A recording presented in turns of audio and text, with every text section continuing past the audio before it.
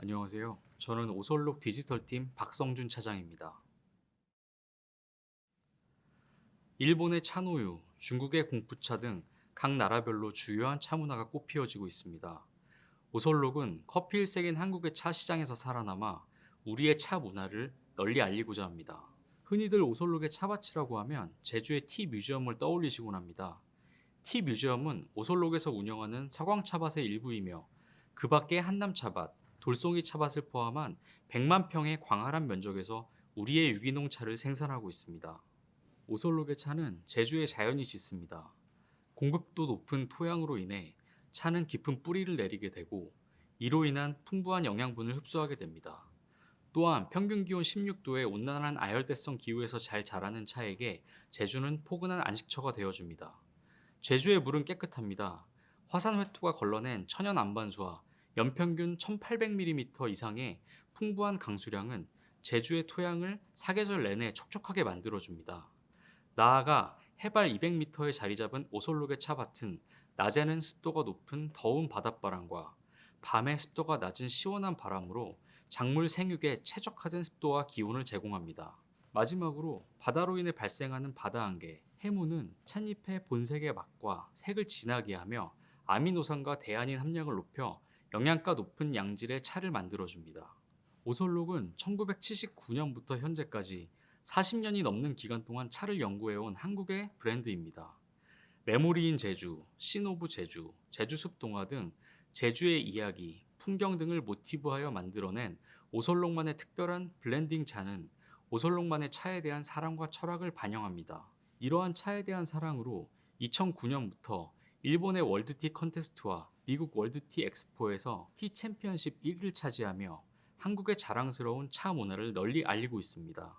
미국은 중국 다음으로 전 세계 2위의 이커머스 시장입니다. 그 규모는 한국의 5배가 넘는 규모이며 아마존은 이 가운데서도 40%의 점유율을 기록하고 있습니다. 이를 토대로 볼 때 아마존에서만 운영되는 제품의 판매액은 한국 전체 이커머스 시장의 2배가량이 되는 규모입니다. 특히나 아마존은 FBA 서비스를 통해 한국, 미국 간의 배송 리드 타임을 획기적으로 줄여나가고 있습니다. 이는 미국의 별도의 물 창고 없이도 한국의 제품을 1, 2일 내 고객에게 배송할 수 있도록 해주고 있습니다. 또한 FBA를 통할 경우 프라임 서비스를 활용하여 미국 고객에게 보다 큰 신뢰도를 제공할 수 있는 장점이 있습니다. 마지막으로 아마존은 소비자 상담 서비스를 제공하며 이는 한국 셀러가 직접적으로 고객을 상대하지 않아도 소비자의 불편함을 케어할 수 있도록 해주고 있습니다. 아마존을 통해 미국 판매를 준비하시는 셀러분들께 간단히 국내 몰들과 아마존 몰과의 차이점을 안내해드리고 싶습니다. 첫째, 노출 상위 기준입니다. 국내 몰들은 일반적으로 최저가 제품이 상위 노출되는 다소 평면적인 노출 기준을 가지고 있습니다. 하지만 아마존은 제품 평점, 재고, 판매량, 가격을 두루 고려하여 바이박스라는 노출 우위 권한을 부여하고 있습니다. 둘째로 말씀드리고자 하는 것은 분석 기준입니다. 아마존은 에이코스라는 분석 기준을 사용하며 이는 일정 매출을 달성하기 위해 들인 광고 비용을 의미합니다. 따라서 에이코스의 숫자가 낮을수록 효과적인 광고를 진행하고 있음을 의미합니다. 저도 처음 국내에서 주로 사용했던 로아스를 기준으로 잘못 인식하여 300%에 달하는 에이코스 지표를 보고 기뻐했던 부끄러운 기억이 있습니다. 셋째로 아마존은 브랜드 오너십에 대해 보다 많은 권한을 인정해주고 있습니다. 국내의 경우 가격이 낮다면 정식 셀러가 아니어도 상위 노출을 독점할 수 있는 권한을 인정받지만 아마존의 경우 브랜드 레지스트리에 본인의 브랜드를 등록하여 오너십을 인정받을 경우 A+ 콘텐츠, 동영상 노출 등 오너만의 다양한 권한을 부여받을 수 있습니다. 네 번째, 상세 페이지입니다. 일반적으로 제품별 상세 페이지를 작성하는 것이 일반적인 상식이지만 아마존은 조금 다른 개념을 가지고 있습니다. 컨텐츠를 먼저 제작하고 컨텐츠에 적용 가능한 제품을 지정하는 방식입니다. 이러한 컨텐츠 베이스의 방식은 컨텐츠에 대해 사전 심의를 강하게 적용받게 됩니다. 따라서 컨텐츠를 제작하고 심의를 통해 컨텐츠 게재를 승인받을 경우에 한해 노출이 가능합니다. 이에 따라 컨텐츠 제작 시 민감하거나 검증에 필요한 내용을 포함할 경우 사전 리뷰 기간이 늘어나거나 때로는 노출이 불가할 경우도 종종 발생할 수 있습니다. 다섯째, 문의 방식이 다릅니다. 국내 몰들은 문의 발생 시 고객 센터를 통해 유선상으로 안내받는 경우가 흔하지만 아마존은 케이스라는 문의글을 올려 답변을 받는 방식입니다. 즉각적인 답변을 기대하기 어렵다는 단점이 있으나 답변글을 통해 보다 세부적인 해결 방안을 제공받을 수 있고 대부분 24시간 내에 응답받을 수 있는 신속성 때문에 익숙해질 경우 보다 편리한 서비스임을 확인하실 수 있으실 것입니다. 마지막으로 물류 관리의 차이점을 말씀드리고 싶습니다. 아마존은 일반적으로 여러분이 사용해 오시던 직접 판매나 쿠팡의 로켓 배송과 같은 직사입의 경우와는 다르게 풀필먼트 서비스만을 제공하고 있습니다. 이로 인해 FB 물류 창고로 이동 후 제품 파손, 분실 등의 다양한 이슈가 발생할 수 있습니다. 이러한 부분을 일일이 응대할 필요는 없지만 그 과정에서 발생할 수 있는 보상 문제 등에 대해 사전적으로 인지하시길 바랍니다. 다음으로 그동안 운영하면서 경험한 몇 가지 노하우를 공유해 드리고자 합니다. 특히나 유통기한을 가진 식품업체의 경우 이 점을 주의 깊게 들어주셨으면 합니다. 미국은 한국과 다르게 월, 일, 년의 순으로 유통기한을 표기합니다. 국가별 다른 표기법으로 인해 간헐적으로 제품의 입고가 지연되거나 판매가 일시적으로 정지되는 경우가 발생할 수 있습니다. 특히 이번 코로나 팬데믹 같은 사태로 인해 아마존 내부의 리드타임이 연장될 경우 재검사를 의뢰하여 재검수를 받기까지 상당한 시간이 소요될 수 있습니다. 이는 소량의 제품을 여러 차례 나누어 배송하는 방식을 선택하게 된 이유이기도 합니다. 저희는 주간 1회씩 나누어 매주 일정량의 제품을 나누어 입고합니다. 이러한 방식의 이유는 상기와 같은 유통기한 오인에 대한 리스크를 줄일 수 있음은 물론 판매 기간이 정해진 제품들의 판매 추이를 보다 주기적으로 확인함으로써 재고를 최소로 유지하여 고객에게 가장 신선한 제품을 전달해 드리기 위한 오솔록의 의지가 담겨 있습니다. 다음으로 SKU 운영 방안에 대해 간단히 설명해 드리고자 합니다. 보시면 4가지 숫자가 적혀 있고 이는 오솔록이 그동안 개선해온 SKU 운영 방향을 보여드리고 있습니다. 도입 시기 컨트롤이 가능한 최소의 제품을 판매에 게시하고자 하였습니다. 하지만 다행히 아마존 매니저님과의 인터뷰를 통해 시장과 고객에 대한 데이터를 축적하려면 가능한 다양한 제품을 선보여야 한다는 조언을 듣게 됩니다. 이후 적극적으로 SKU를 늘려 약 80개에 가까운 제품을 판매하게 되었습니다.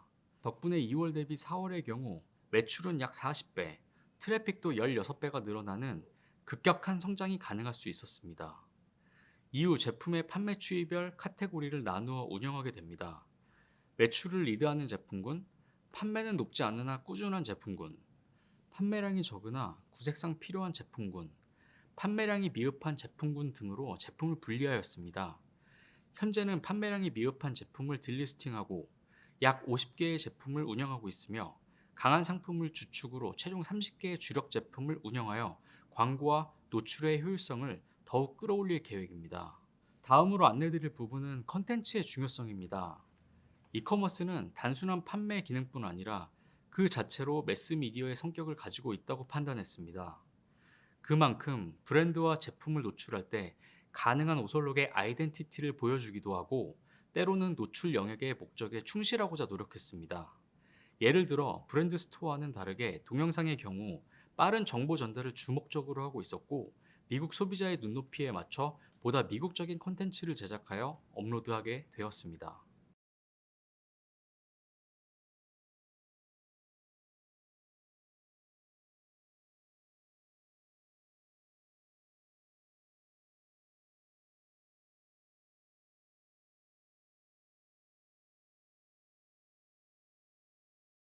오른쪽에 보여지는 것이 오솔록의 브랜드 스토어입니다.